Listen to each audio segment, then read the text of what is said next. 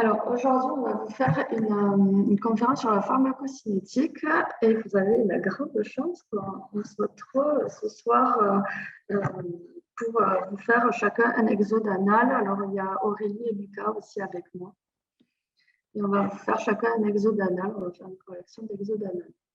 Et surtout, n'hésitez pas à participer ou si vous avez des choses par le chat ou directement via le micro.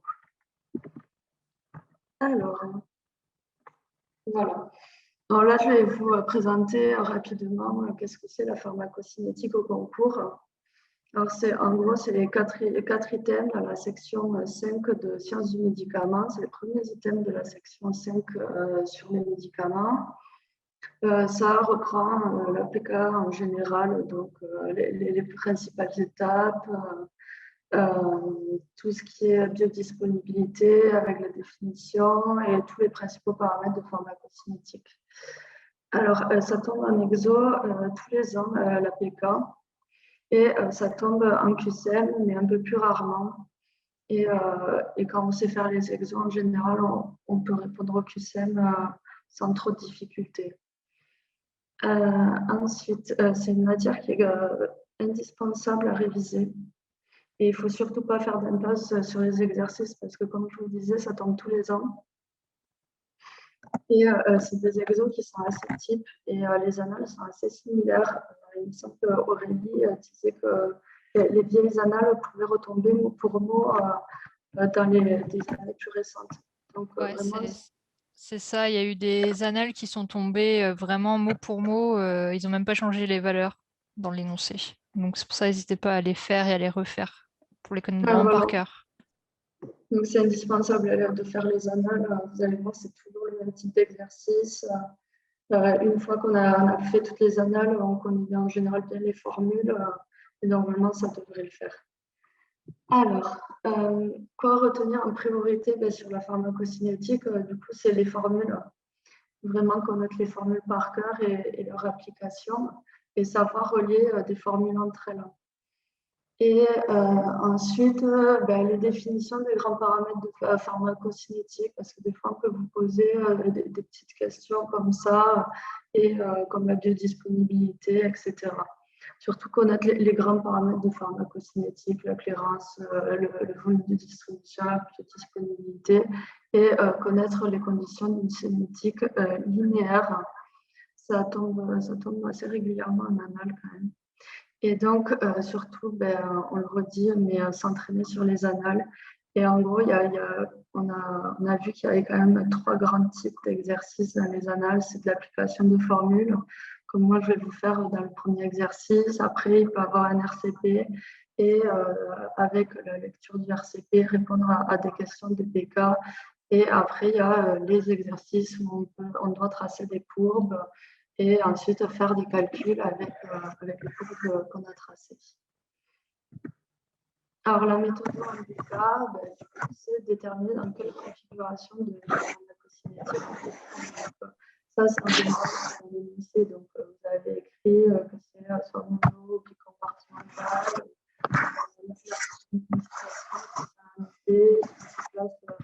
en voie orale, subcute, intramusculaire, etc. Et si c'est une prise unique ou une réadministration ou perfusion, parce que selon la configuration dans laquelle vous allez vous trouver, ça ne sera pas les mêmes formules, ça ne sera pas les mêmes courbes et les mêmes techniques qui seront utilisées. Donc ça, c'est important, mais en général, vous voyez vite selon les lycées. Ensuite, vous repérez aussi toutes les données dans les l'énoncé qui vous sont utiles pour vos formules, pour les calculs que vous allez avoir. Et si vous avez un graphique à tracer sur papier semi-log, vous tracez au crayon de papier, vous légendez tous les axes. Je pense que Lucas, de toute façon, va vous faire un exercice avec une courbe à tracer.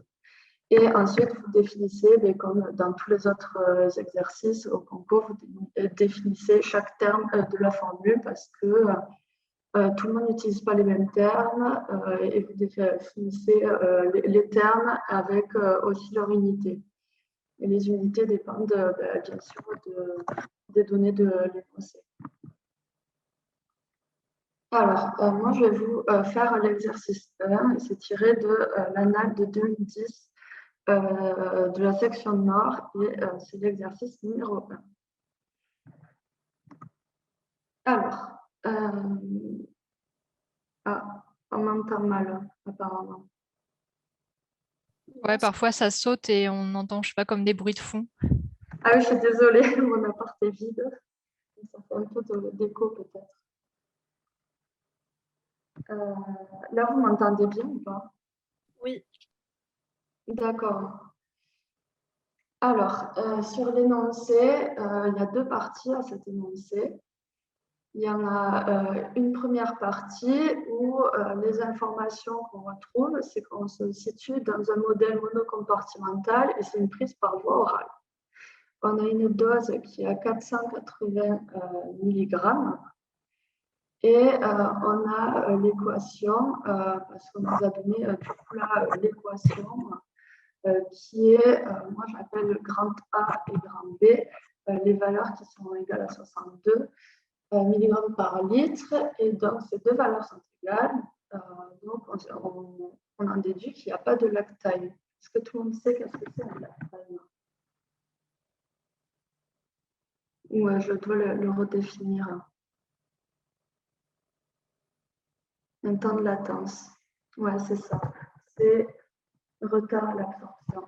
Voilà, c'est ça. C'est quand les premières concentrations détectables dans le sang ne sont pas au temps zéro.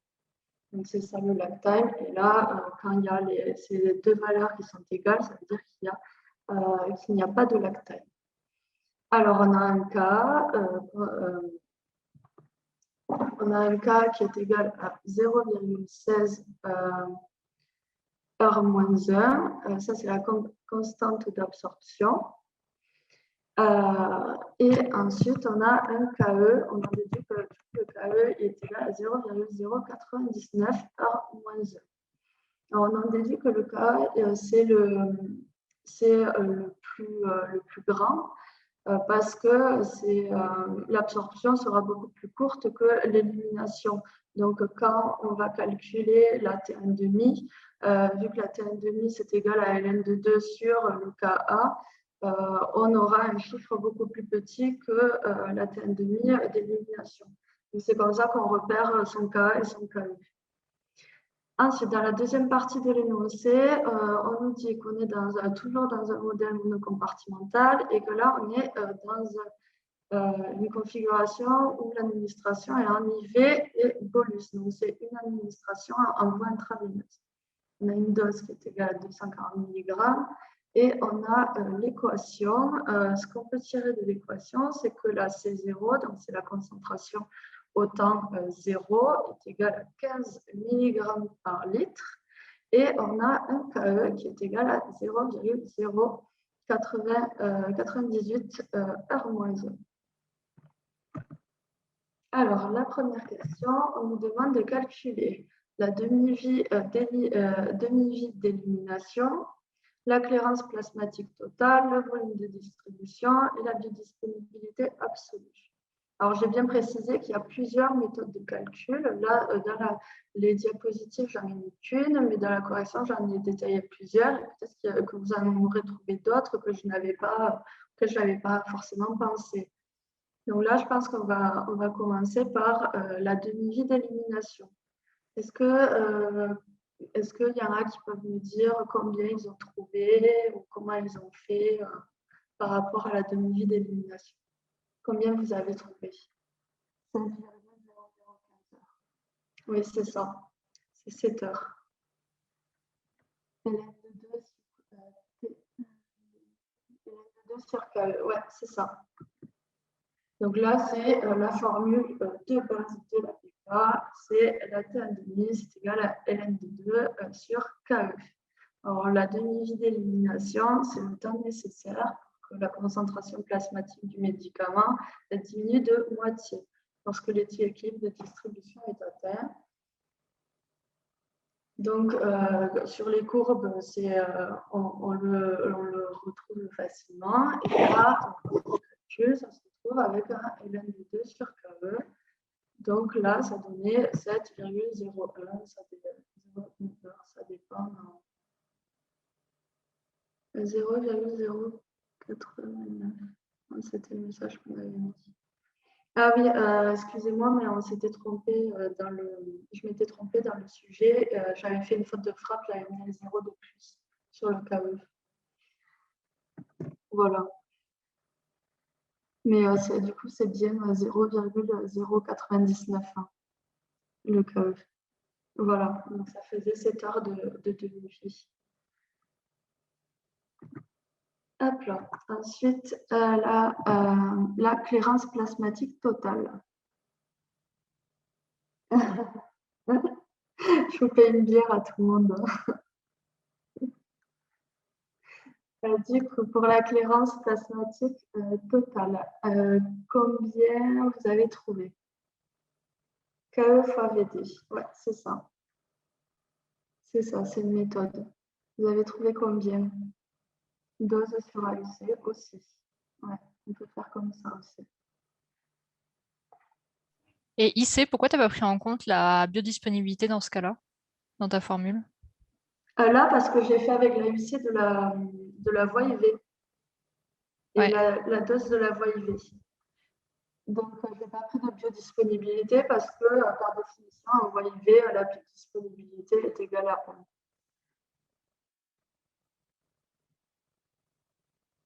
Voilà. Ah, c'était ici.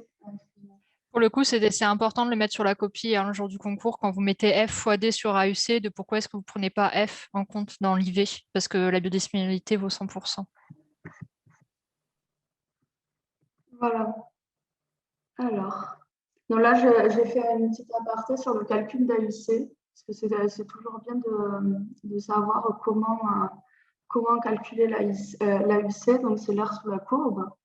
Donc là, je vous ai donné plusieurs formules, c'est un petit mémo, et surtout la méthode des trapèzes, si vous devez la calculer au niveau d'un graphique et qu'on vous la demande, vous avez la formule à retrouver. Ça à connaître, ça peut toujours servir. Alors, du coup, clairance plasmatique totale, on trouvait 1,568 litres par heure. Donc, voilà.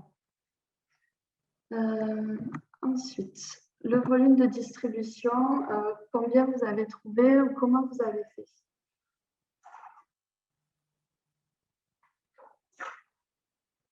Sachant qu'on n'est pas obligé à 18 litres.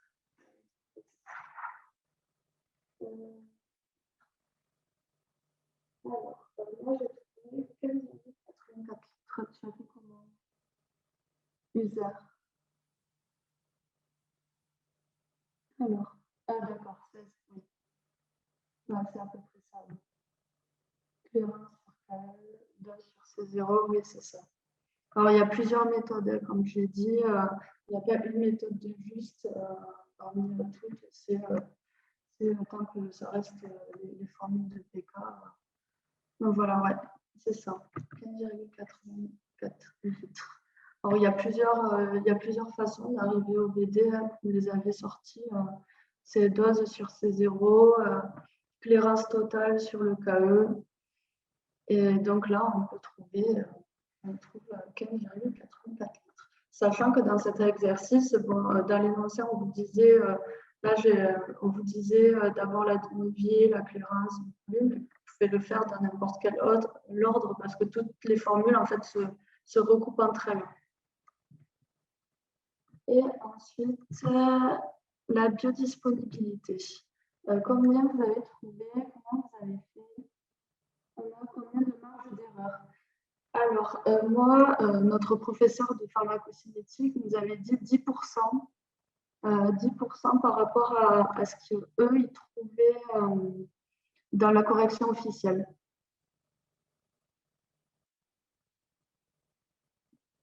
Alors, F est égal à 78.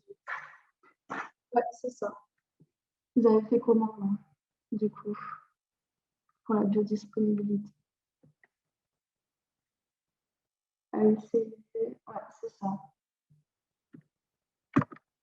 Alors, la formule de la biodisponibilité, du coup, c'est l'AUC de la forme à tester sur l'AUC IV, facteur de la dose IV sur la dose de la forme à tester. Parce que là, on cherche une biodisponibilité absolue. Donc, c'est toujours en comparaison avec une voie IV et donc on l'oppose, si je peux dire comme ça, à la biodisponibilité relative. Et là, la forme de référence n'est pas forcément la forme de la voie IV, n'est pas forcément celle de la voie IV. Donc, il faut bien le prendre en compte dans l'énoncé par rapport à ça et ne pas se tromper si on vous demande biodisponibilité absolue ou biodisponibilité relative. Donc là, c'était bien la biodisponibilité absolue. Donc, on comparait, ça tombait très bien avec l'exercice, on comparait avec la UCIV. On a appliqué notre petite formule parce qu'avant, on avait déjà calculé une AUC et on tombait sur 78%. Donc, ça veut dire que 78% de la dose qui était administrée dans la gélule est absorbée et se retrouve dans le sang. Alors, la question 2. On nous donne la constante d'élimination rénale, KR, qui est égale à 0,07 R-1, et on nous demande de déterminer la clairance rénale de ce médicament. Et en deuxième partie, on nous dit que l'élimination biliaire est négligeable, calculer la clairance métabolique.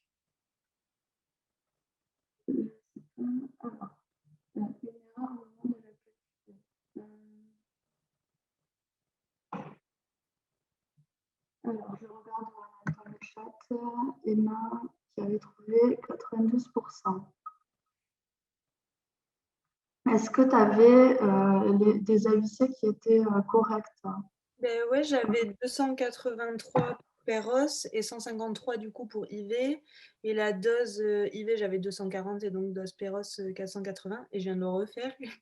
Je sais pas comment je trouve. Je trouve 0,92. Je comprends pas ce qui se passe. C'est bizarre. Je t'avoue que je n'ai pas de calculatrice là avec moi, mais.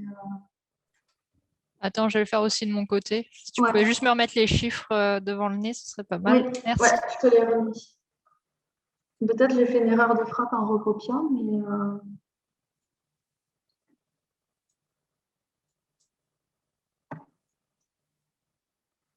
Non, moi je trouve 77,9%. Mais j'ai peut-être un problème, je sais pas. Bon, c'est pas grave. D'accord. Alors, du coup,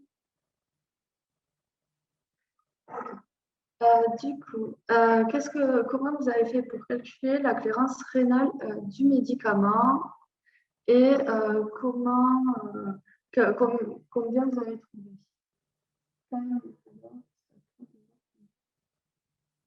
Alors, 0,100.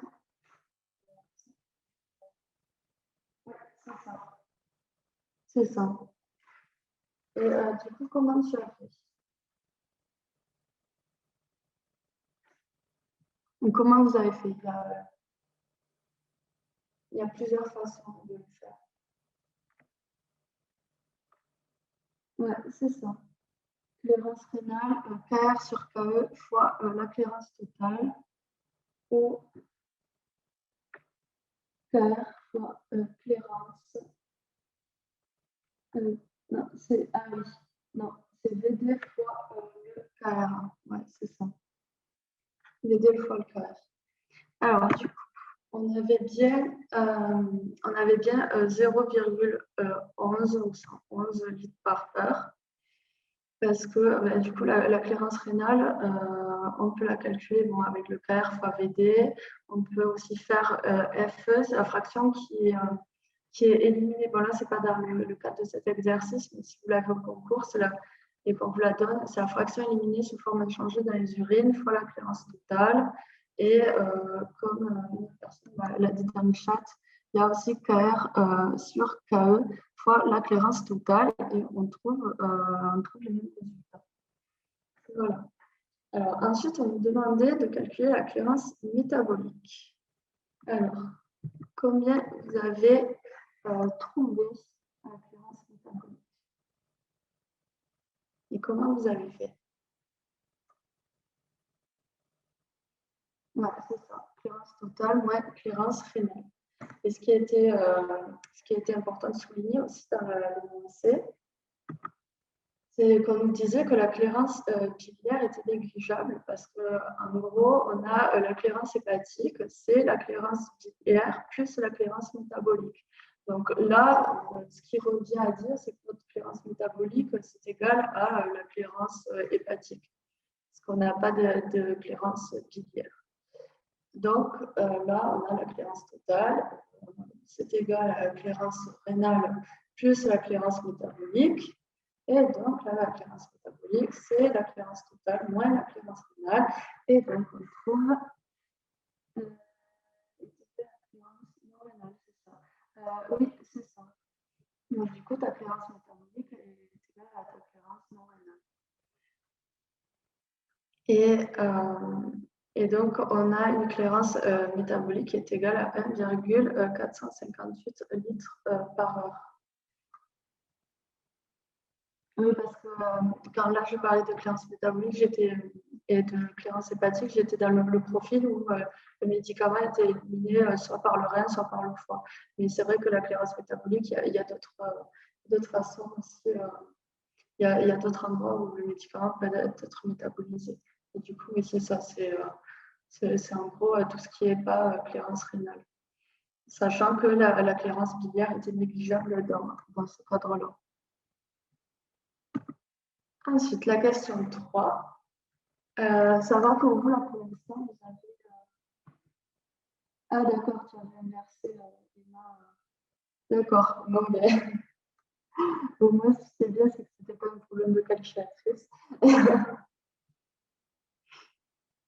Là, c'est bon, pour l'instant, vous arrivez à suivre. Si vous avez des questions, n'hésitez pas à dans le chat.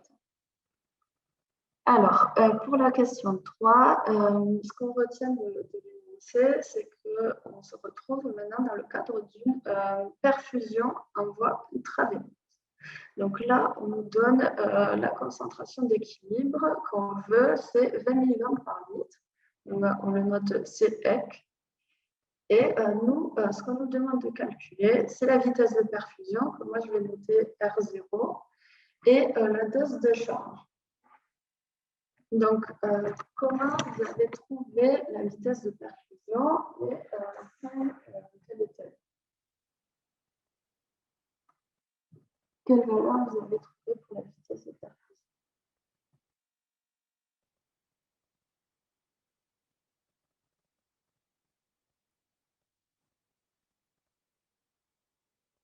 Oui, c'est ça, CSS fois clairance totale. Oui, CX fois clairance totale. C'est ça.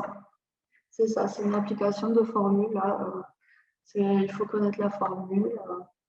Et voilà. Alors, 31,36 mg par heure, j'ai trouvé. Ouais, c'est ça, à peu près du 32. Ouais. Alors, voilà. Et ensuite, du coup, la dose de charge. Comment vous avez fait pour la calculer et qu'est-ce que vous avez trouvé? VD fois C. Ouais, c'est ça. Donc là, c'était vraiment une question. Il faut connaître ces formules. On balance ces formules. Et voilà. Ou celle-là, je ne la connais pas. Donc, 15,0 sur 15. C'est 0 sur 15.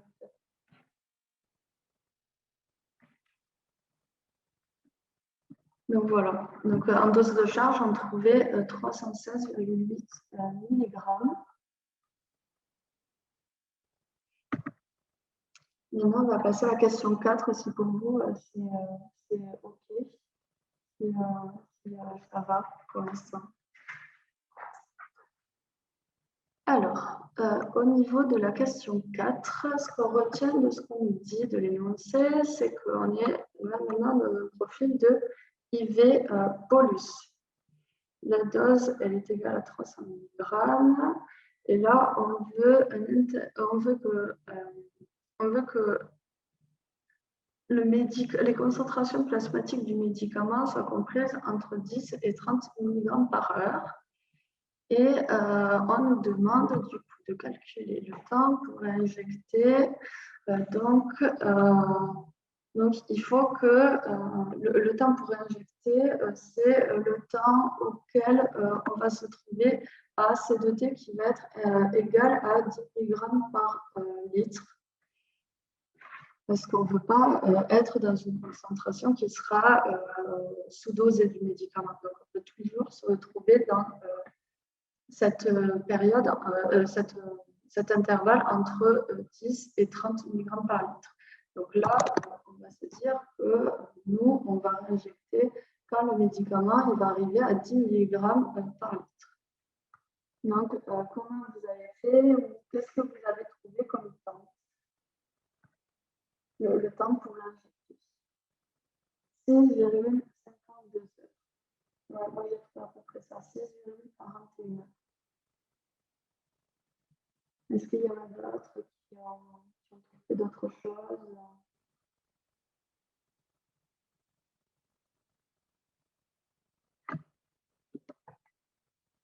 Alors, ici, il fallait réfléchir 6,41 heures. Ouais, c'est ça. Moi, j'ai trouvé pareil, 6,41 heures. Alors, ici, il fallait réfléchir avec la formule d'une injection IV monocompartimentale avec C2T est égal à C0 fois E plus exposant moins KE fois T. Donc là, on définit chaque paramètre de la formule et nous, ce qu'on veut, c'est qu'on veut trouver le T. Et on a un C de T, du coup, qui va être égal à 10 mg par litre, parce que c'est la dose qu'on ne veut pas, c'est la concentration plutôt, qu'on ne veut pas, on ne veut pas aller sous cette concentration-là du médicament. Et on peut retrouver C0 avec la formule qui est égale à dose sur VD. Et donc là, on calcule le C0, mais on peut le trouver d'une autre manière. Donc là, le C0, par cette formule, j'avais trouvé 18,94 mg par litre. Mais on peut faire d'une autre manière, vu qu'on est dans une cinétique linéaire. On a une dose dans le tout début de l'exercice. Pour une dose de 240 mg, on avait un C0 de 15 mg par litre. Donc là, on a une dose de 300 mg, on fait un petit produit en croix et on trouve notre C0 qui est de 18,74 mg par litre. Donc il y a ces deux méthodes, les deux sont correctes si vous les mettez au concours. Si vous mettez une des deux, c'est tout aussi bien. Tant vous expliquer le raisonnement. Avec 18,94, on trouve 6,52 heures. Ouais. D'accord, 6,52 heures. Okay. Donc, moi, j'avais du coup les résultats du CNG, ce qu'ils avaient mis, mais aussi, je pense que, sincèrement, je pense que c'était le compte Justin le jour du concours. Alors, du coup, ensuite, on a notre C0, on a notre C de T, on a le KE, du coup, donc là, on va essayer d'isoler le T, notre temps. Donc là, on isole le T et on trouve 6,41 heures ou 6,52 heures selon le C0 qu'on a trouvé. Et donc, ça fait 6,41 heures, ça fait 6 heures et du coup, on peut laisser 6 heures et 52, mais on est obligé de convertir les 52 minutes. Ben, moi, on me demande un temps. Donc, un temps, moi, je le convertirai en minutes. Après, je ne sais pas ce que peut-être les autres en pensent, mais moi, je pense que ce qui est bien, c'est de donner le temps converti entièrement, parce que dans la vraie vie, tu ne vas pas dire on réinjecte dans 6,52 heures. Mais après, ça c'est mon avis personnel. Dans le CMG, dans la correction du CMG, je crois qu'il n'avait pas converti. Mais je pense que c'est mieux de le convertir. Après, si tu n'as pas le temps, tu ne le convertis pas. Voilà. Donc, 6,25 minutes. Est-ce que vous avez tous compris le cheminement qu'il fallait faire dans cet exercice? C'est assez classique. Hein, cet exercice, il est très classique. Hein. Alors, la question 5, maintenant. Alors, ce qu'on retire de l'énoncé, c'est que on nous dit que le taux de fixation de ce médicament en protéines plasmatiques est de 10%. Donc, la fraction libre sera de 90%. Ensuite, que la métabolisation est essentiellement hépatique. On avait calculé avant la clairance métabolique. Je suppose que la clairance métabolique est égale à la clairance hépatique. Et on a un débit sanguin hépatique, que je note QH, qui est égal à 1,2 litres par minute. Et là, on nous demande de calculer la clairance métabolique. Non, là, on nous demande si la clairance métabolique hépatique dépend du débit sanguin hépatique. Donc, là, qu'est-ce que vous avez répondu? Comment vous avez fait? Est-ce que vous avez calculé des choses entre-temps? Voilà. On calcule E de H. E de H, c'est quoi? C'est le coefficient d'extraction hépatique. Epsilon. Peut-être que vous l'appelez d'une autre manière, mais en tout cas, c'est le coefficient d'extraction hépatique. Donc, alors, le coefficient d'extraction hépatique, E de H, c'est égal à la clairance hépatique sur Q de H. Donc là, on a fait Q de H, le débit sanguin hépatique, qui est égal à 1,2 litres par minute.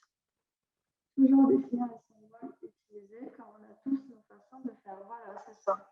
C'est très important, ça. On n'apprend pas tous la même façon d'écrire une formule, donc c'est ultra important. Il y a beaucoup de points lors du concours là-dessus. Définir les formules et mettre les unités. Alors, du coup, Q de H, on le convertit en litres par heure, ça fait 72 litres par heure. Là, on met une petite phrase pour dire que la clairance métabolique elle est égale à la clairance hépatique. Donc, notre clairance hépatique est égale à 1,458 litres par heure. Et là, on calcule notre coefficient d'extraction hépatique, qui est du coup la clairance hépatique sur le débit sanguin hépatique. Et là, on trouve 0,02. Donc, on a un très faible chiffre du coefficient d'extraction hépatique qui est inférieur à 0,3. Donc ça, c'est important de le retenir. Donc, on a un très faible coefficient d'extraction hépatique. Ensuite, on note la formule de la clairance métabolique hépatique, parce que c'est ce qu'on nous demandait au départ, si celle-ci dépendait, il me semble, du débit sanguin hépatique.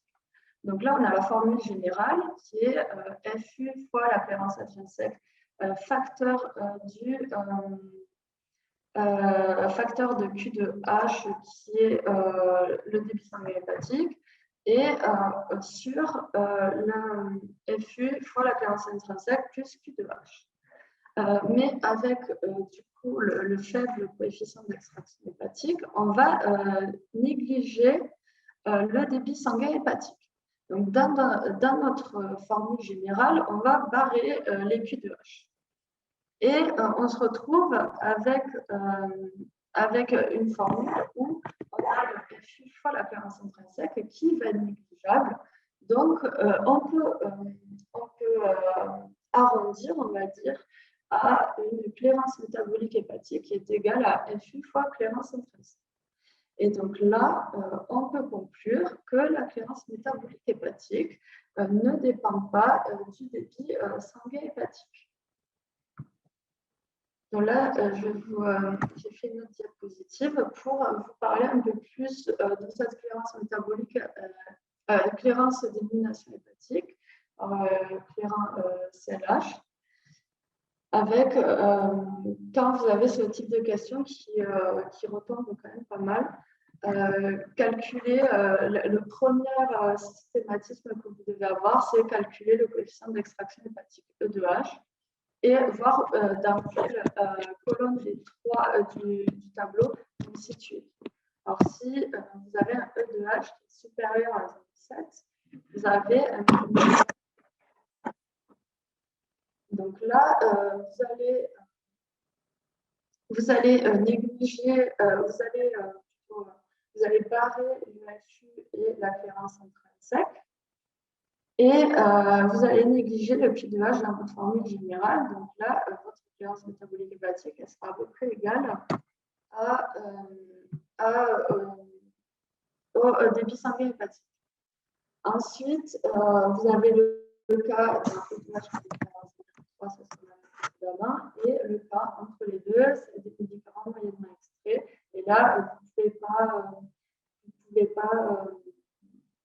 pouvez pas réduire la formule, c'est la formule générale qu'il faut appliquer. Donc voilà. Là, moi, j'ai fini, il me semble, cet exercice. Je vais passer la même, du coup, sur l'exercice 2, qui est l'annale de 2021 à l'UQAM. Voilà. J'espère si vous avez des questions sur le premier exercice. Si tout était OK.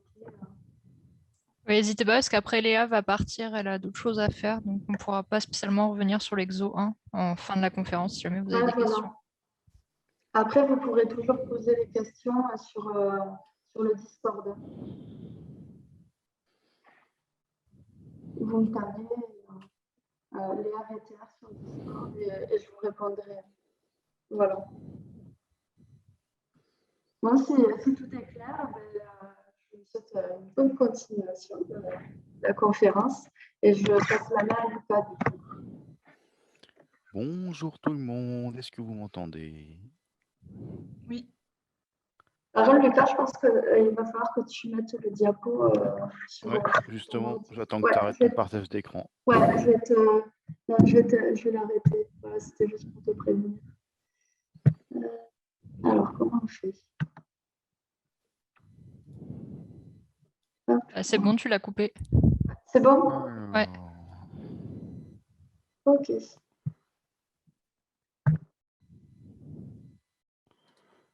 Hop.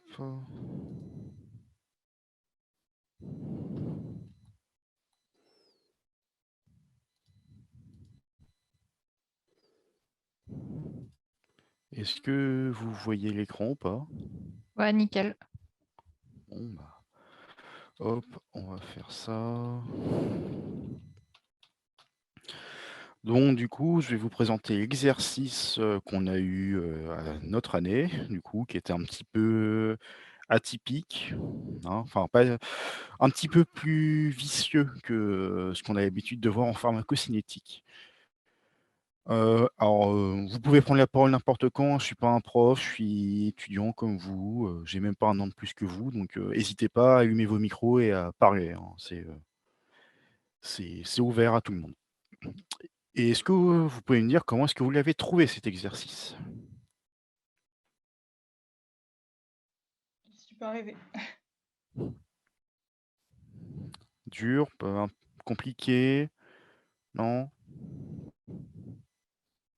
Bon. Hop. Alors, on va commencer. Donc, est-ce que quelqu'un veut lire l'énoncé? Allez, hop, quelqu'un, s'il vous plaît. Si tu veux, je peux le lire. Je sais pas si vous Ouais, m'entendez. vas-y. Du coup, on nous dit qu'il y a un médicament qui est administré à un patient par perfusion intraveineuse continue on sait que la dose est de 5 grammes qui est perfusée sur 96 heures. Et du coup, on nous donne un tableau avec les concentrations plasmatiques obtenues en fonction du temps qui sont présentées dans le tableau qu'on voit là. Ok. Alors, la première question, c'était calculer la clairance d'élimination du médicament et de préférence en ayant précisé la formule utilisée. Est-ce que quelqu'un veut se lancer? Promis, je tape pas.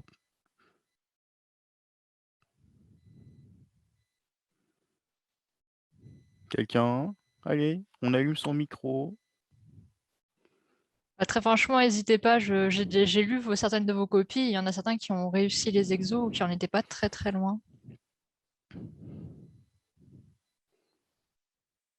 Attention, parce que j'avance pas tant qu'il n'y a pas quelqu'un qui décide de présenter, hein. Parce que là, c'est pour vous qu'on le fait. Bah, Issei a donné la bonne réponse dans le chat. Ouais, du coup, j'ai pas le chat d'ouvert. Bon, alors du coup, il faut commencer à présenter un petit peu ces valeurs. Donc la dose qu'on a administrée, le temps de la perfusion, la concentration à équilibre plasmatique. Donc ça, il suffit juste de dire que c'est la concentration lorsque la perfusion s'est arrêtée. Donc là, c'était 4,2 mg par litre. Ensuite, faut dire la formule qu'on utilise. Donc là, vu que c'est une perfusion, on va utiliser la formule clairance reliée à la prise, à K0. Donc là, l'exercice, je le présente tel que je l'ai présenté le jour du concours, hein. Ni plus ni moins, c'est quasiment mot pour mot ce que j'ai mis. Donc la formule, c'est CSS est égal à K0 divisé par la clairance. Ou, donc il faut définir les termes, hein, toujours avec l'acronyme, ce que ça veut dire en français. Donc là, c'est la clairance totale d'élimination et son unité. Il y a toujours 3 trucs à marquer. Et après, K0, le débit de perfusion en milligrammes par heure. Donc après, il faut faire, là, une fois qu'on a posé la formule, il faut poser l'application numérique. Donc là, on a 5 grammes, donc 5000 mg divisé par 96 heures pour avoir K0. Ça fait 52 à peu près, hein, 52 mg par heure. Ensuite, on extrait la clairance, donc avec la formule qui est juste au-dessus, hop, et ça nous donne 12,4 litres par heure. Et après, il ne faut pas oublier la petite phrase de conclusion, puisqu'elle vaut des points, et c'est quand même bête d'avoir trouvé le bon résultat, mais de ne pas avoir mis la phrase de conclusion, alors qu'elle rapporte des points. Est-ce que vous avez des questions sur ce passage? Dans le chat, Lucie en a posé une, ouais. Ouais, j'ai un peu la même question que Lucie. Genre, Vas-y. c'était pour savoir si tu avais tracé la courbe pour savoir si ça arrivait au plateau ou si tu en as déduit que comme les 3 dernières concentrations étaient à peu près constantes arrivées au plateau, que c'était du coup CSS. Alors, vu que il y avait déjà 3 concentrations qui suivaient qui étaient identiques, c'est plus ou moins, hein, parce que 4,2 et 4,3 en PK, on dit que c'est à peu près la même chose. Et qu'en plus, on te dit qu'à 96 heures, c'est la fin de la perfusion. Tu peux considérer que l'équilibre est atteint, en fait. D'accord, ok. Est-ce que vous avez d'autres questions? Bon, je passe à la question d'après. Donc là, ça commence un petit peu à devenir pas atypique, mais un petit peu plus compliqué. Puisqu'on demande d'écrire l'équation qui décrit l'évolution des concentrations plasmatiques en fonction du temps. Mais donc ça, c'est la partie facile de la question. Et après, il faut en déduire le logarithme népérien, donc d'un rapport, donc de la CSS moins C divisé par CSS, en fonction du temps. Donc, est-ce que quelqu'un veut se lancer pour cette petite question? Pour la première partie au moins.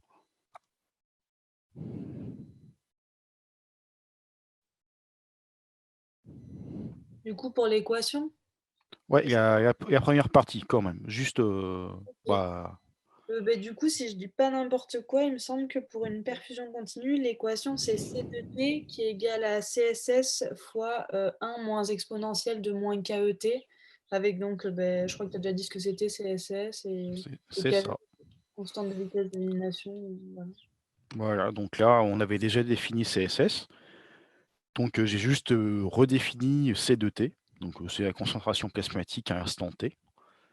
KE, donc la constante d'élimination, et T, bon, généralement le correcteur comprend ce que ça veut dire T, mais il vaut mieux toujours lui dire que c'est le temps et l'unité dans laquelle on l'utilise.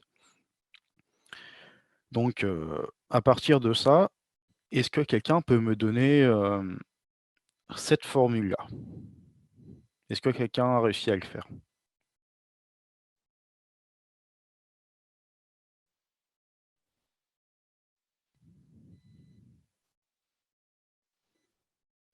J'aime pas les blancs comme ça, me laissez pas parler tout seul. Bon, quelqu'un Oui, a c'est ça, réussi? IC. Ouais, c'est bon, c'est ça. Bon, bah, du coup, on a juste cette équation-là, puis on résout une équation, tout simplement. Donc le CSS, on divise des deux côtés, hop, ça fait C2T divisé par CSS. Ensuite, on a un moins exponentiel qu'on aimerait bien virer, du coup on multiplie par moins 1. Ensuite, on bascule le 1 de l'autre côté, et après, on divise, tac, enfin on multiplie par CSS. Comme ça fait CSS sur CSS moins C sur CSS. Et après, la fonction inverse de l'exponentielle, c'est le logarithme, et puis on finit par retrouver cette équation-là. Et là, vu que c'était une équation, enfin, le résultat qu'on nous demandait, c'était une équation, j'ai pas fait vraiment de phrase, puisque recopier toute l'équation comme ça, donc l'équation finale, ça prend un certain temps. Et puis, en vrai, quand on souligne ou quand on encadre le résultat, pour ce genre d'équation, ça suffit. Donc, est-ce que quelqu'un avait une question sur cette question?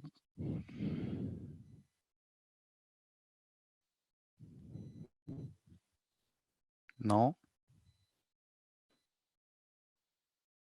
Bon, parce qu'on va passer au côté un peu compliqué de la chose, de l'exercice, là où tout le monde a trouvé des choses complètement différentes, et ce qui est complètement normal, puisque c'est la première fois qu'on demande de tracer une courbe qui a cette allure-là, en tout cas en PK.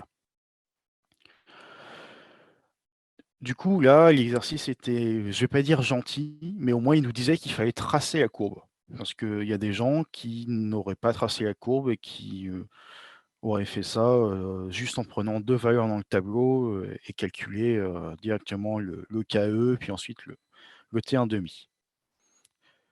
Du coup, on va commencer. Donc, pour ça, pour pouvoir tracer la courbe, faut d'abord calculer les valeurs de chaque logarithme népérien, du coup. Donc, pas besoin de mettre tous les calculs, hein. Vous mettez deux exemples jour J, allez, deux, trois exemples si vous êtes motivé, que vous avez le temps, ce qui n'arrivera jamais. Donc, deux, c'est déjà bien. Donc, par exemple, pour T0, vous mettez la formule, vous mettez les valeurs, l'application numérique, vous développez une étape au moins de votre calcul, et ensuite vous mettez le résultat. Donc après, on remplit le tableau progressivement. Enfin là, moi j'avais fait un tableau parce que c'était beaucoup plus clair. Donc comme ça on avait le temps, les concentrations. J'avais noté la CSS juste au-dessus, mais pour pouvoir me la rappeler. Puis j'avais fait ça directement sur la calculatrice à chaque étape. Du coup, est-ce que quelqu'un peut me donner les valeurs pour tous les temps, s'il vous plaît? En sachant que j'ai déjà donné les deux premières.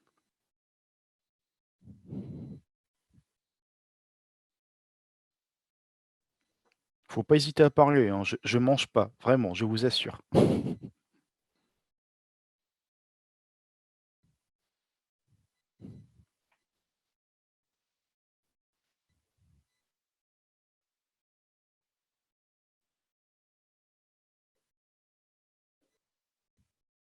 Pour 1,2, j'ai moins 0,33.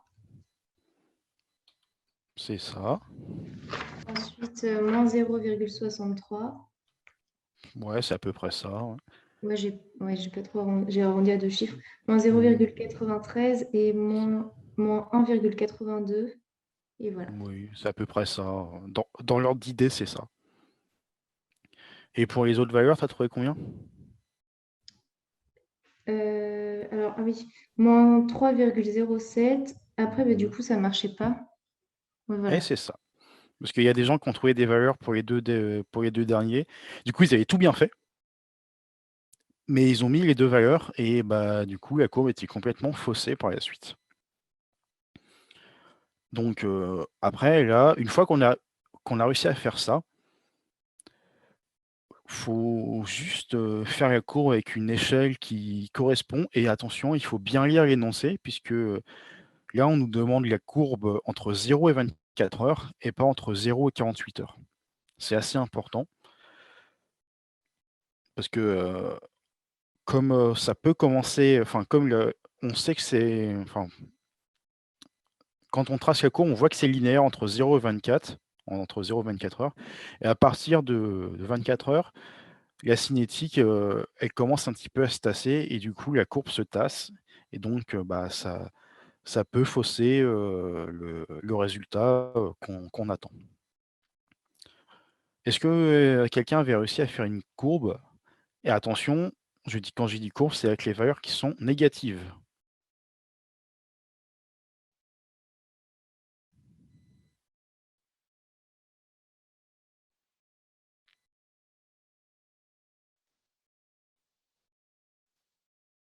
Bon, du coup, je vais vous montrer la courbe.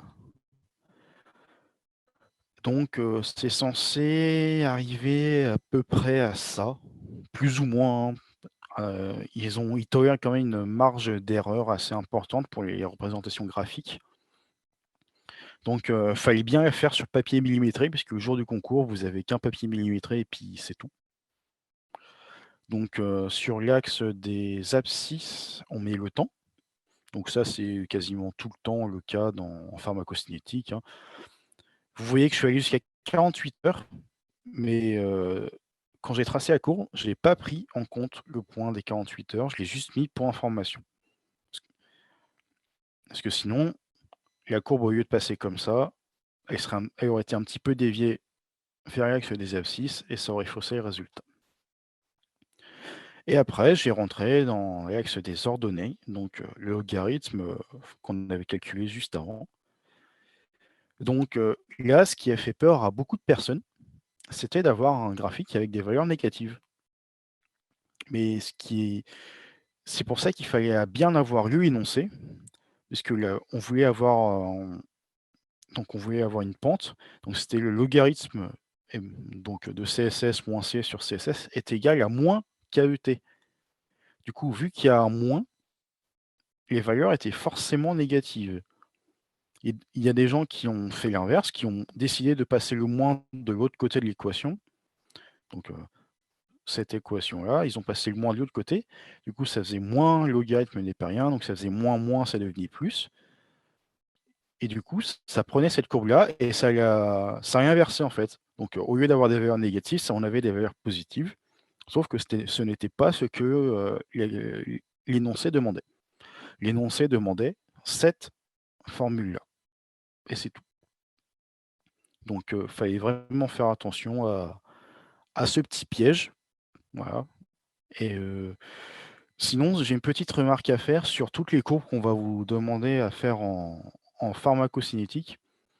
C'est que si vous trouvez autre chose qu'une courbe, enfin qu'une droite, pardon, c'est que il y a eu un problème quelque part.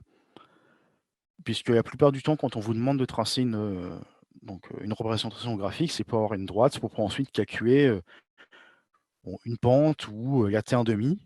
Et si c'est pas sous une droite, c'est un peu plus compliqué pour la calculer. Et généralement, il ne le demande pas. En tout cas, j'ai pas souvenir qu'il ait déjà demandé une fois de tracer une courbe en sigmoïde ou autre chose. De mémoire, non. Même pour l'administration réitérée, ça n'a jamais été demandé le traçage de courbe. Et je pense pas que ce soit demandé au moins une fois, parce que franchement, c'est chiant à faire. Puis même pour le correcteur, c'est chiant à corriger. Ouais. Du coup, est-ce que vous avez des questions sur cette petite courbe et sur le tableau? Dans le chat, il y a une question, ouais. Ouais. Enfin, Attends. question remarque. Oui, elle dit quoi du coup? Des difficultés à trouver la bonne échelle. Ah, la bonne échelle. Bon. Alors, moi, ce que je fais pour avoir la bonne échelle, c'est que je prends, alors dans le sens de la longueur de la feuille, donc je compte à peu près 20 à 25 cm, ou enfin plutôt des multiples de 2, c'est plus simple. Et après, donc vu que c'est du temps, par exemple, là j'avais fait 48 heures, que j'avais divisé par 20, je crois, ou un truc comme ça. Et comme ça, je savais que tous les deux carreaux, j'allais avancer de 4 en fait. Ou par 10. Enfin, voilà, en fait, faut juste se dire qu'on a une feuille complète. Il faut pas hésiter à prendre la feuille complète, parce que plus c'est grand, plus c'est précis en fait. Et le jour J, il faut prendre une règle de 30 cm, hein, pas de 15 cm ou de 20 cm, parce que sinon vous n'allez pas vous en sortir s'il y a un graphique à faire.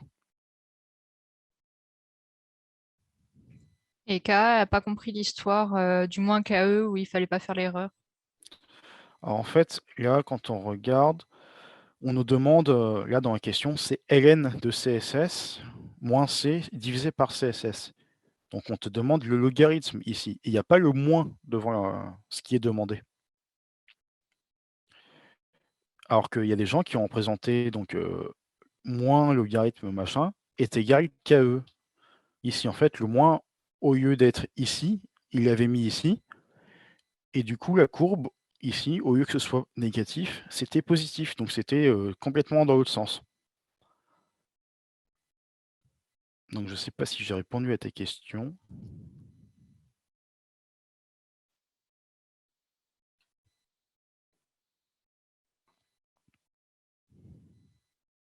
Il ou elle a compris, du coup. Ok. Et est-ce qu'il y avait Du d'autres coup, questions? pour les Ouais. perfusions, on utilise un papier millimétré pour les graphes. Pour la perfusion continue, oui. Pour les bolus, enfin pour les modèles mono ou bicompartimentaux, c'est du papier semi-log qu'on utilise. Et aussi sur le graphique, il ne faut pas oublier de mettre d'annoter les axes, hein, enfin, et de mettre les valeurs sur les axes. Donc là, c'était le temps en heures et le logarithme ici. Et il ne faut pas oublier le petit titre. Donc mettez un titre bateau, en besoin de réfléchir, vous marquez représentation graphique de machin en fonction de machin, et ça suffit largement.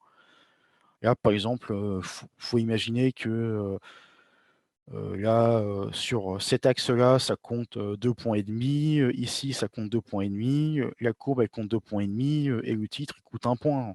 Voilà, c'est à peu près comme ça que ça va être noté, hein. Ou alors 1 point de chaque.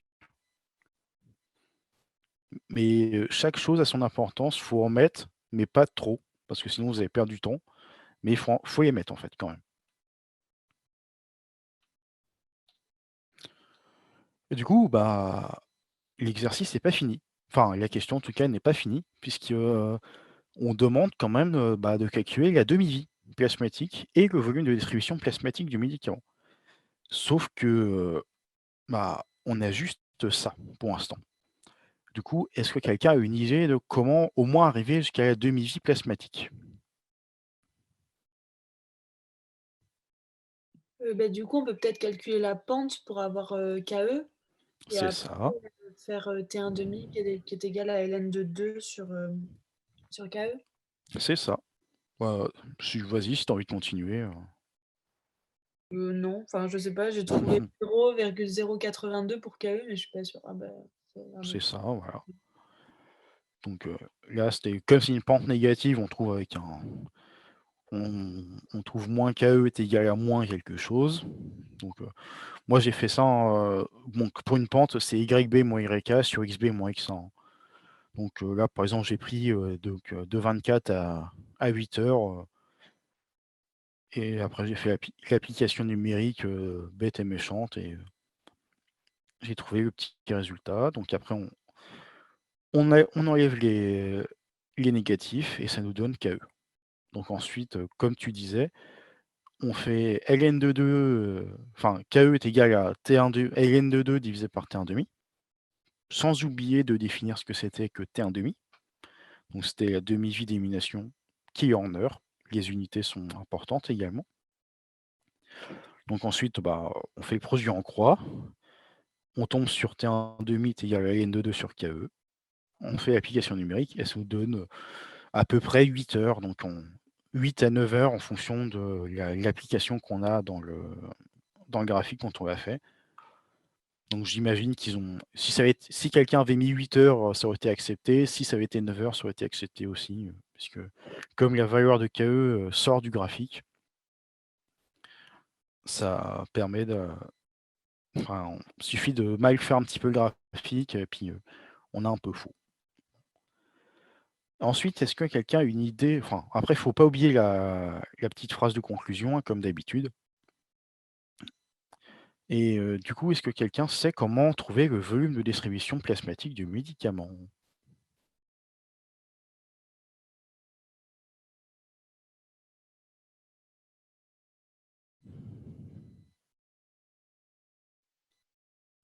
Est-ce que quelqu'un avait réussi à trouver ces valeurs-là déjà? Oui, Mmh. mais là, je pense que je me suis trompée. Enfin, je ne sais pas en fait si on peut utiliser la formule, je ne sais plus, dans une perfusion, si on peut utiliser volume de distribution apparent est égal clairance totale fois KE. Je pense pas. Et Ah bah si. si. Ah bon, on peut.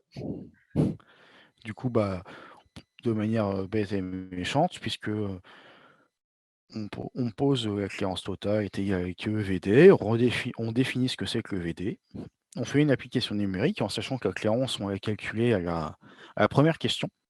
Donc là, c'est un peu méchant parce que si on s'est trompé à la première question, on a faux à cette question-là. Et après, on fait l'application numérique, on arrive à un volume de distribution de 152 et quelques.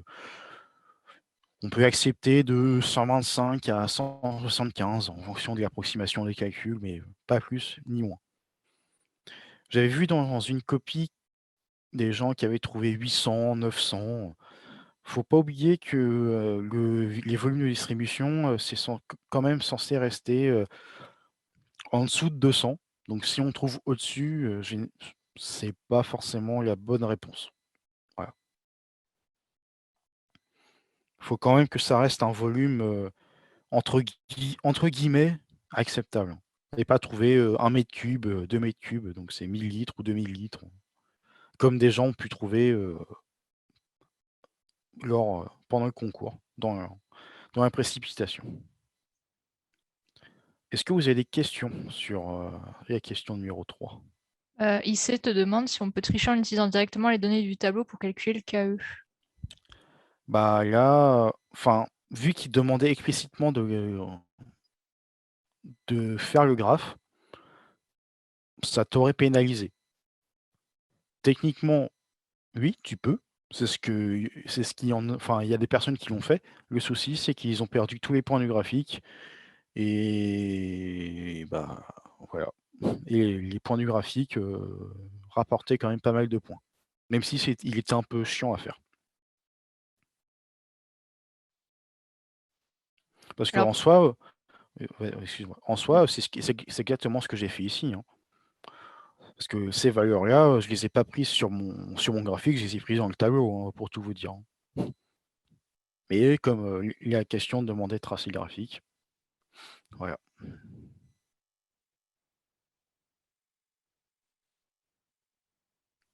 Oui, du coup, tu voulais dire? du coup, KA demande pour le KE, quelles que soient les données utilisées, on est censé tomber sur le même KE. Normalement, oui. Puisque vu que c'est une courbe, peu importe à l'endroit où tu te places sur ta courbe, tu es censé trouver à peu près le même KE. Bon, faut rester dans dans la zone que l'exercice te demande, hein, entre 0 et 24 heures. Par exemple, si tu avais pris 48 heures, tu aurais trouvé un KE un petit peu plus petit, je crois. Oui, un peu plus petit, oui. C'est pour ça qu'il fallait bien faire attention à la zone de l'exercice qui disait entre 0 et 24 heures. Par exemple, si tu avais fait, je sais pas moi, entre 0 et 2 heures, tu aurais pu trouver à peu près pareil, aux alentours.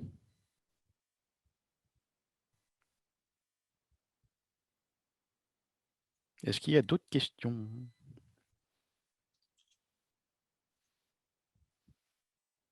Bon.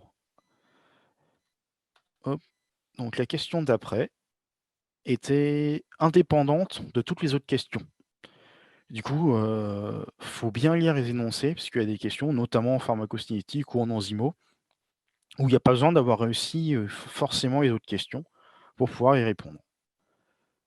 Donc là, vu qu'on repart de zéro, est-ce que quelqu'un veut bien lire l'énoncé et essayer un petit peu d'y répondre?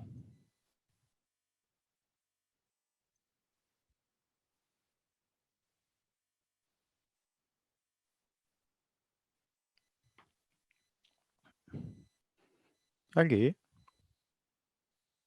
je suis pas méchant, hein.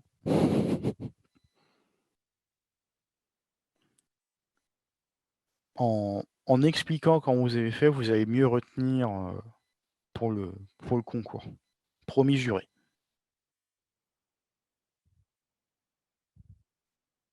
Après, je veux bien essayer, mais du coup, j'ai déjà parlé. Oui, bah vas-y, essaye, hein, si personne veut essayer. Du coup, alors, il faut que je lise. Donc, on nous disait dans la question 4 que pendant le dernier jour de traitement, donc entre les temps 72 à 96 heures, on avait recueilli 850 millilitres d'urine et qu'en fait, on avait une concentration en médicaments dans ces urines qui était de 253 mg par litre. Et du coup, on nous demandait de calculer la clairance rénale du médicament. Donc, ce que j'ai fait, c'est que j'ai calculé en fait la quantité de médicaments qui avaient été éliminés dans les urines en multipliant les 850 millilitres en les passant en litres à la concentration, 253 mg par Ouais. litre. Donc, a priori, j'ai trouvé 215,05 mg. Et après, j'ai fait un rapport avec la dose qui avait été injectée au départ. Donc, c'était 5 grammes pour être toujours bien niveau comment on dit, unités, je les ai passées en milligrammes. Et j'ai fait du coup 215,05 sur 5000. Et j'ai trouvé 0,043. Donc j'en ai déduit que c'était la fraction éliminée dans les urines. Et après, j'ai multiplié ça par la clairance totale et j'ai avoir la clairance rénale. Et t'as trouvé combien en clairance rénale? J'ai trouvé 0,53 litres par heure. Bah, t'es tombé dans le piège et à Ah ben, pieds joints. En fait, quand là, la dose, c'était 5 grammes, mais 5 grammes sur 96 heures. Tu te rappelles, tout au début de l'exercice, on a calculé le débit de perfusion? oui. Genre, c'était 51,2 mg par heure à peu près. Et là, on te demande entre 72 et 96 heures. Du coup, Je suis censée multiplier le débit par le temps entre 96 et 72. c'est ça, donc par 24. Et après, sinon, ta méthode, bah, avec la dose, donc enfin avec la vraie dose, ça aurait fonctionné, du coup. Sinon, il y avait une autre technique, donc c'était le CUVU divisé par la concentration plasmatique. Mais il faut faire attention, parce que sinon il y aura un problème d'unité, puisque là, le temps de recueil est de 24 heures, et une clairance, ça ne se prononce pas par 24 heures, ça se prononce par heure. Du coup, bah, il y aura forcément un facteur 24 quelque part, une division de préférence. Donc là, en appliquant de manière numérique, il faut d'abord définir ce que c'est. Donc la clairance CLR, la clairance rénale en litres par heure, CP, la clairance plasmatique en milligrammes par heure. Donc là, vu qu'on est en débit de perfusion, enfin vu qu'on est dans une perfusion, la clairance plasmatique, ça correspond au CSS, notamment entre 72 et 96 heures, hein, où où dans le tableau, on avait trouvé 4,2, 4,3, puis 4,2 mg. Ensuite, on fait l'application numérique. Donc 253 mg par litre, fois 0,85, puisqu'il faut convertir les millilitres en litres. On divise par 24 heures pour avoir quelque chose qui est en heures et pas en 24 heures. Et ensuite, on divise par le CSS, donc par CP ou CSS, c'est la même chose. Et on finit par trouver 2,13 litres par heure en clairance rénale.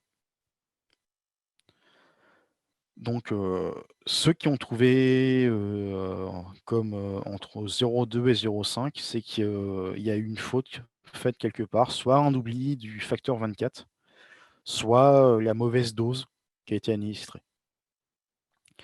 La plupart du temps, quand on demande une dose, donc dans perfusion, c'est pas la dose qui a été dite au départ, donc là, c'est pas les 5 grammes, c'est la dose qui a été passée dans la perfusion entre deux moments, en fait. Et là, c'était entre 96 et 72 heures, par exemple. C'est un piège qui tombe assez souvent, du coup. On se fait avoir une fois, 2 fois, puis après, finalement, on arrête de se faire avoir.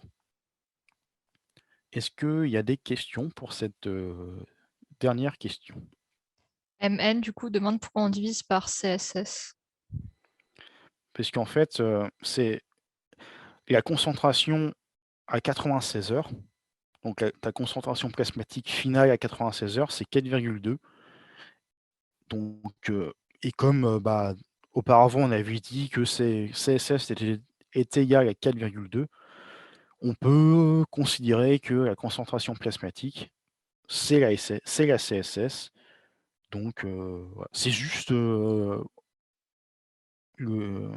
la dénomination qui change, mais tu peux barrer ça et juste marquer concentration plasmatique est égale à 4,2 mg par litre. Je ne sais pas si j'ai répondu à ta question. Et le 24, il vient du milieu de l'intervalle de temps. C'est ça, puisque donc un jour de traitement, c'est 24 heures du coup. Si on avait pris un peu avant 72 heures, ça aurait faussé le résultat, puisqu'on veut uniquement ce jour-là. Et du coup, on est obligé de diviser par le facteur 24, parce que sinon, ça nous aurait fait une clairance en litres par 24 heures. Et c'est pas ce qu'on cherche, c'est vraiment un truc qui est en litres par heure, du coup.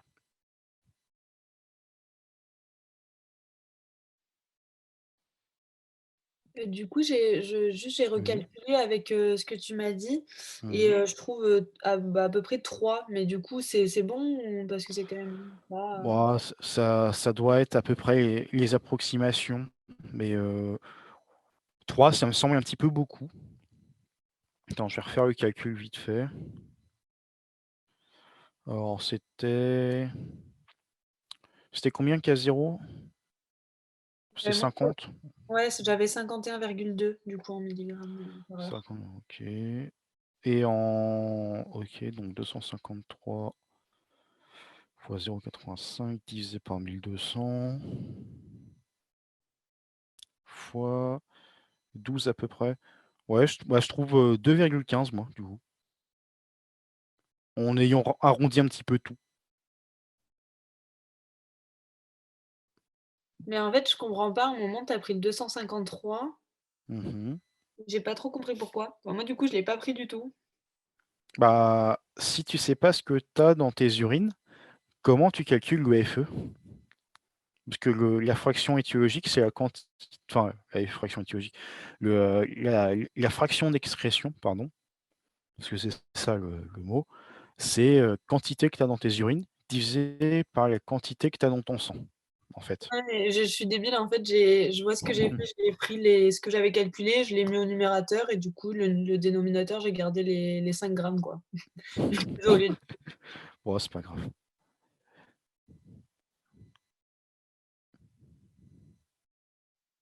Est-ce qu'il y a eu d'autres questions?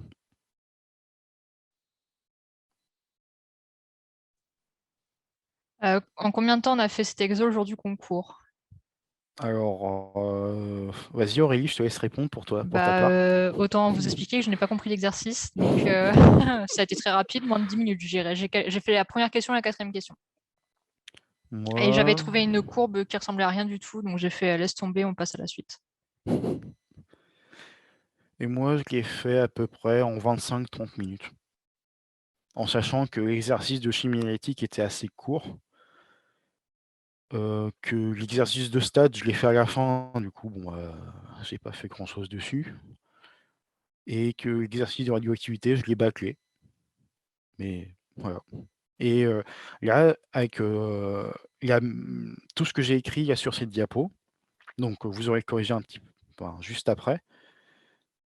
Là, la manière dont j'ai rédigé, c'est mot pour mot ce que j'ai écrit au concours et j'ai eu 40 sur 40, du coup.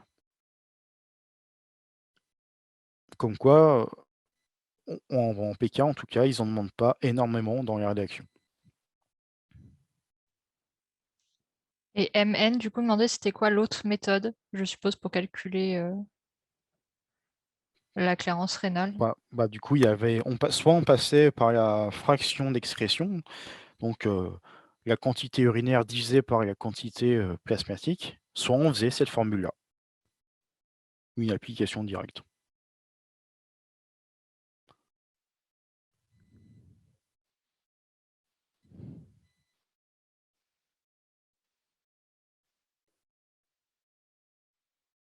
Moi, j'aime bien cette formule-là puisque ça évite des calculs intermédiaires, en fait. Ça évite de calculer l'OFE, puis ensuite multiplier par la clairance précédente.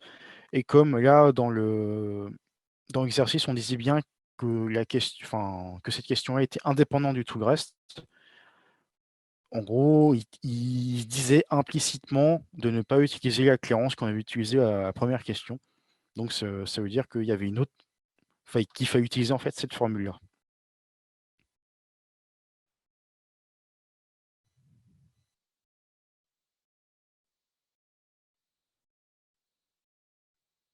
Voilà. Du coup, je vais prendre la main pour le dernier Ouais. exo. Voilà.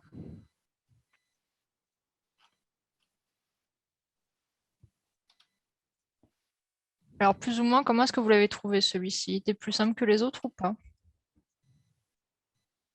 Ah non, il n'était pas plus simple. Alors, si je l'ai choisi, c'était pour vous montrer qu'en PK, comme parfois en exercice, on peut tomber sur des questions de cours et des vraies questions de cours d'autres sections. Et que c'est dommage de passer à côté parce que ça rapporte des points vraiment gratuitement pour le coup. Donc là, en plus, le sujet était un peu noyé dans le sens où on avait un RCP qu'il fallait trouver les bonnes informations moi, je les avais, quand j'avais fait cette annale-là, je les avais toutes flottées. Comme ça, quand je faisais les questions, ça allait beaucoup plus vite. Donc, on nous disait, dans le résumé des caractéristiques du produit de la péfloxacine, les propriétés pharmacocinétiques suivantes sont indiquées. Donc, après administration orale de 400 mg, le coefficient de biodisponibilité est de 90%. La concentration sérique maximale après une administration intraveineuse unique de 400 mg à la fin de perfusion d'1 heure est de l'ordre de 4 microgrammes par millilitre. Et la demi-vie sérique d'élimination est d'environ 12 heures.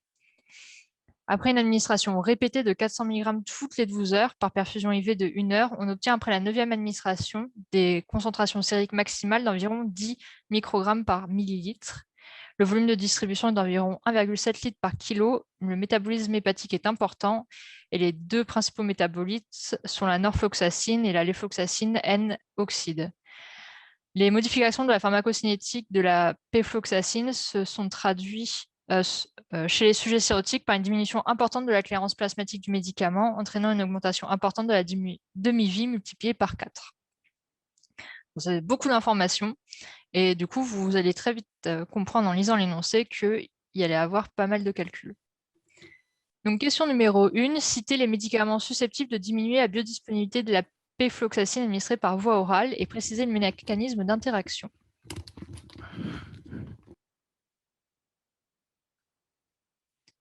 Donc ouais, je suis assez d'accord. tout ce qui va être cation, donc celle de fer, de zinc, les topiques intestinaux, on va avoir une diminution de la biodisponibilité par chélation. Et on a aussi des effets non spécifiques sur l'absorption au niveau du tube digestif.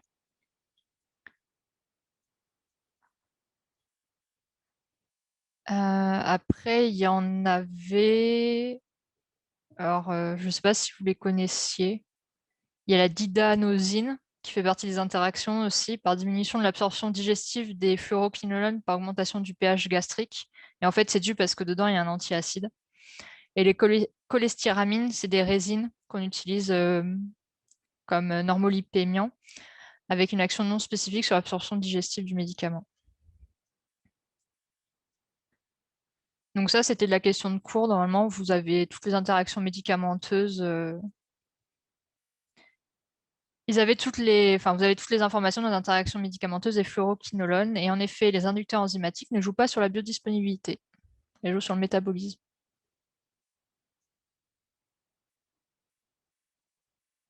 C'est pour ça que ce n'était pas une bonne réponse.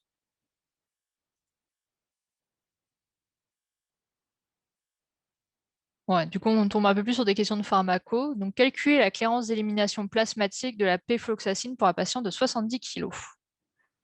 Comment vous avez fait? Combien vous avez trouvé?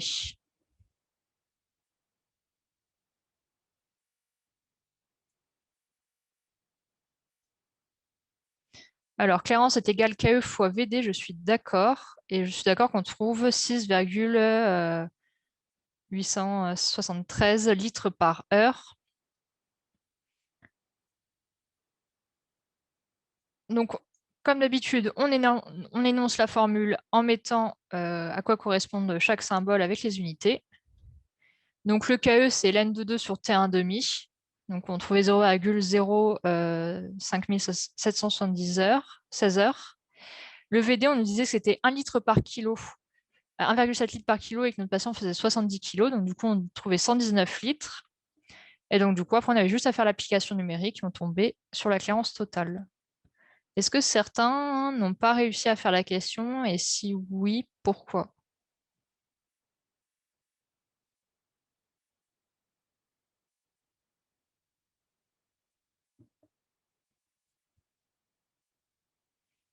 S'il n'y a pas de question, du coup, je vais passer à la question 2B.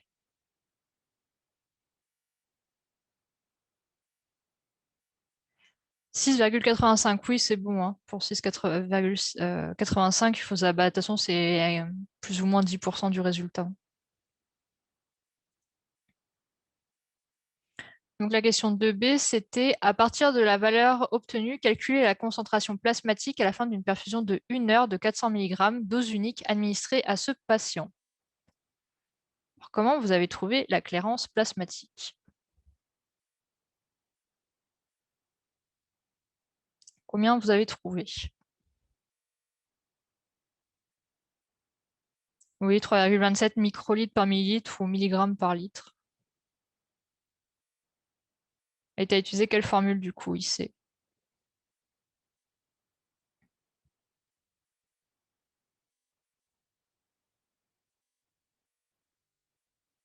Ou quelqu'un d'autre, hein.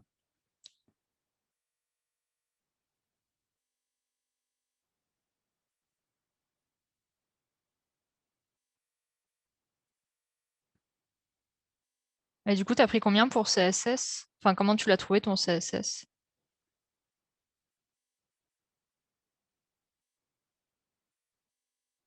C'est ouais. Donc le débit de la perfusion sur la clairance. Je suis assez d'accord. Donc la formule, c'est C2T est égal à, donc soit on appelle la vitesse de la perfusion ou débit de perfusion, ça revient au même, sur KE fois VD, ce qui représente la clairance plasmatique, fois 1 moins E puissance moins KE fois T. Donc on fait une application numérique et on tombe sur 3,26 mg par litre. Est-ce que certains n'ont pas trouvé ce résultat-là ou n'ont pas su répondre à la question?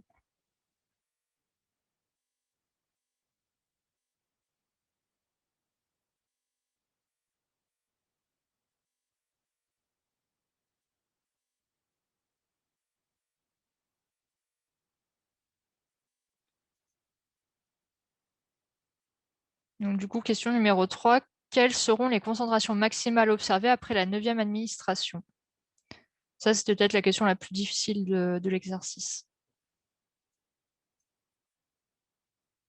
Combien vous avez trouvé? Comment vous avez fait? Et il ne faut surtout pas hésiter à se lancer, même si vous pensez avoir faux.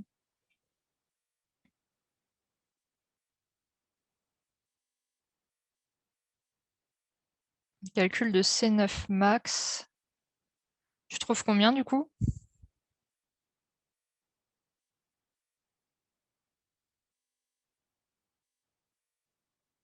Oui, c'est ça. Donc, on trouvait à peu près 6,6 mg par litre. Donc, du coup, il faut bien sûr expliquer comment on en arrive là. Donc, après la 9e administration, l'état d'équilibre des concentrations est atteint. En effet, le nombre d'administrations N pour atteindre cet équilibre dépend du T1,5 et de taux. L'intervalle entre les administrations qui ici était de 12 heures. Donc, nombre de prises pour atteindre l'état d'équilibre. Donc, on applique la formule et on trouvait 4 administrations pour atteindre à peu près 90% de la concentration maximale. Donc, à partir de là, du coup, on pouvait appliquer la formule CSS max qui est égale à C0 fois R. Donc, c'est le facteur d'accumulation. Et on tombait sur 6,53 mg par litre.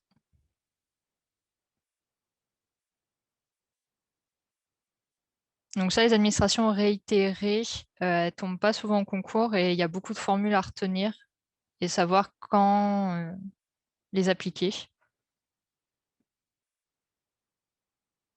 Est-ce que certains ont des questions du coup?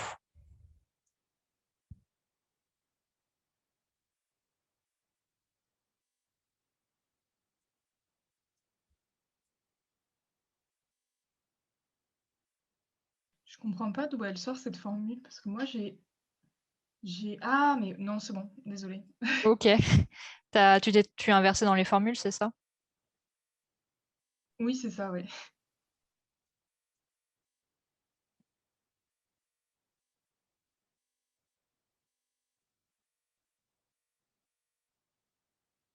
Donc bien sûr, pour cet exo, il ne suffisait pas que d'appliquer la formule, il fallait dire pourquoi est-ce que vous pouvez l'appliquer dans cette configuration-là. Donc mon explication comme une autre est valable tant que vous avez l'explication qui suit. Alors C0, c'est C 1 heure. Oui, c'est ça, c'est ce que tu avais trouvé. C'est ce que tu trouves à la question précédente.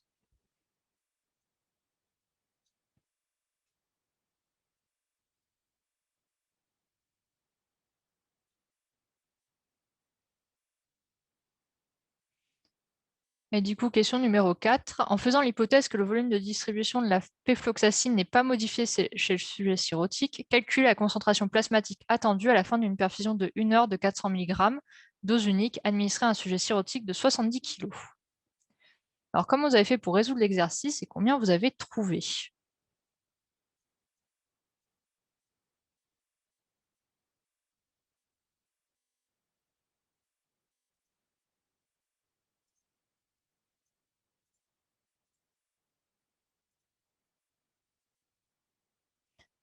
T1,5 égale 48 heures, je suis d'accord. Alors ça, on le savait parce qu'on nous disait dans l'énoncé que chez un patient cirrhotique, le temps de demi-vie était multiplié par 4.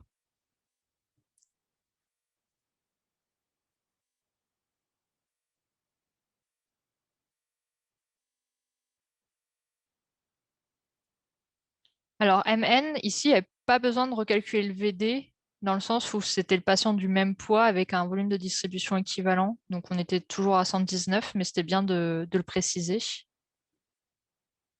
Et par contre, oui, il fallait calculer la nouvelle clairance. Donc cette nouvelle clairance, vous avez trouvé combien?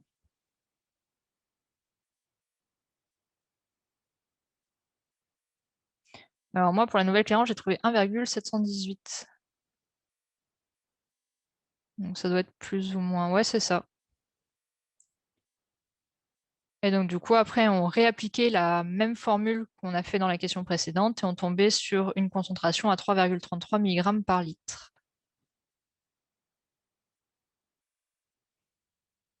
Et du coup, qu'est-ce qu'on pouvait conclure par rapport à ça? Est-ce qu'il y a quelque chose qui vous a frappé ou pas? Comment ça se fait que cette concentration soit proche du sujet sain? Est-ce qu'au final, on trouve plus ou moins la même chose.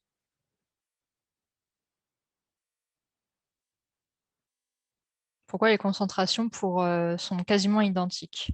Est-ce que vous avez une petite idée?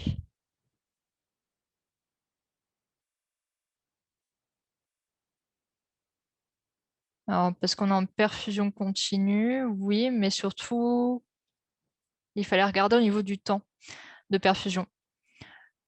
En fait, le temps de perfusion était très court par rapport au temps de demi-vie, puisqu'on perfusait 1 heure pour une demi-vie chez le sérotype de 48 heures ou de 12 heures chez la personne sain. Donc en fait, il n'y a pas le temps qui est d'accumulation. Et du coup, en fait, la concentration dépendra plus du volume de distribution, mais ici, il était équivalent pour les deux sujets.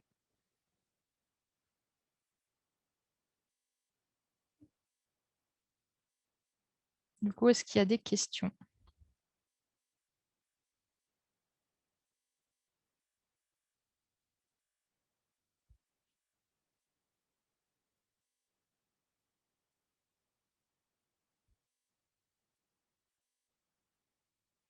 Sinon, s'il n'y a pas de questions, on va passer à la dernière question. C'est la péfloxacine possède-t-elle des métabolites actifs? Si oui, le ou lesquels?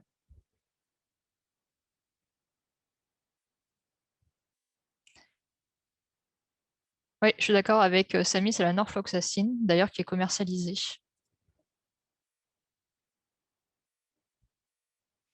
Donc, du coup, est-ce que vous avez des questions par rapport à la conférence ou sur le PK en règle générale?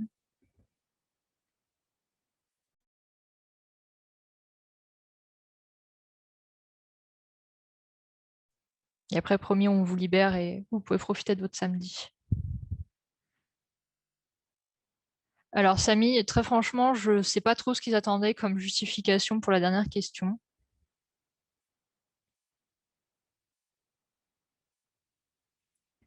Que ce soit les corrections que moi j'avais eues à la fac, comme celle du CNCI, il n'y a pas de justification en fait. Ils attendent peut-être qu'on peut trouver une justification au niveau de la chimie thérapeutique, pour ceux qui ont encore des lointains souvenirs de cette matière.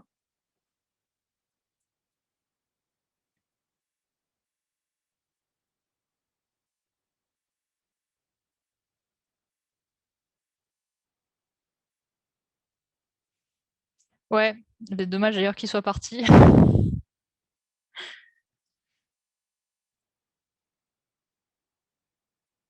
Comme quoi, hein, la chimie ANA, il faut savoir. Alors non, non, ici, il fallait pas dessiner les molécules.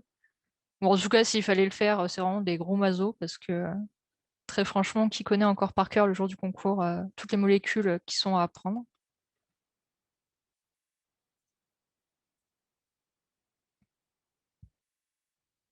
Donc, très franchement, si jamais j'arrive à poser la question à quelqu'un et qui sait me répondre pour la justification, je vous le mettrai sur le Discord et dans la correction avec le barème que je vous donne à la sortie.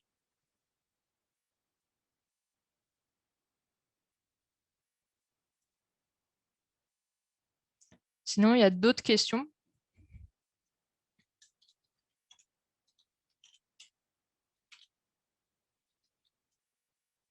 Oui, oui, Amen, c'était forcément du cours, mais je dois t'avouer que moi, la chimiana, ça remonte à 2 ans, donc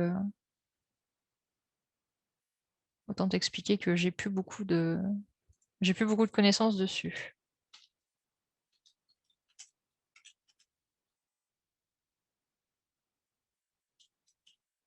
Donc du coup, la semaine prochaine, alors ceux qui ont vu le message sur Discord, il n'y aura pas de conférence puisqu'en fait, la PK a signé la fin de la première partie des conférences du tutorat d'e-format. Donc on reprendra que le 22 mai, mais cette fois sous format de QCM essentiellement.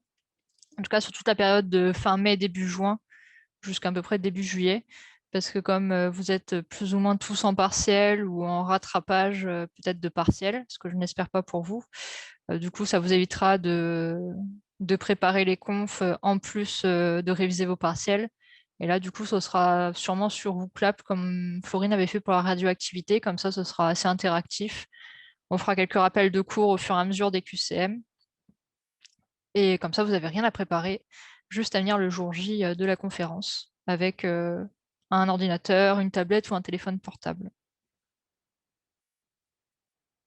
Ou au talent comme au concours aussi. Donc bien sûr, les QCM seront tirés d'Anal comme d'habitude.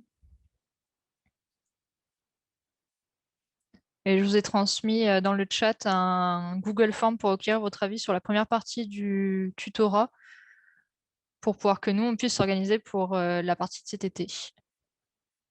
Et aussi pour terminer le planning jusqu'à fin août. Sachant qu'on a dans l'idée pour juillet-août de vous faire 2 confs par semaine, une conf soit QCM, soit type un peu call, et une conf sur une thématique bien précise comme on fait à l'heure actuelle. Sachant que là, vous allez tomber sur les conférences de sujets un peu plus atypiques, dont l'immunologie. Je sais que c'est la bête noire de beaucoup d'étudiants.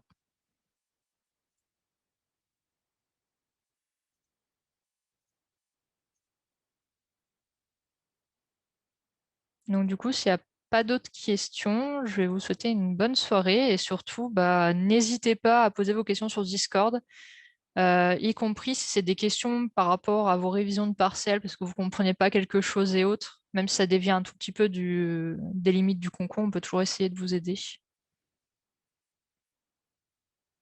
Et si bien sûr vous refaites les exos et que vous ne comprenez toujours pas des corrections ou autres, il ne faut pas hésiter à reposer les questions.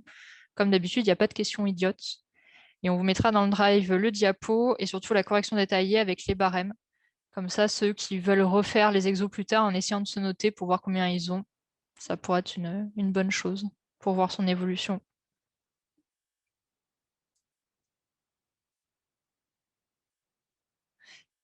Oui. On aide, hein. On est juste là pour être une aide, on n'est pas là pour vous faire vos partiels à la place, comme on a pu avoir comme certaines demandes. Même si les partiels sont en distanciel.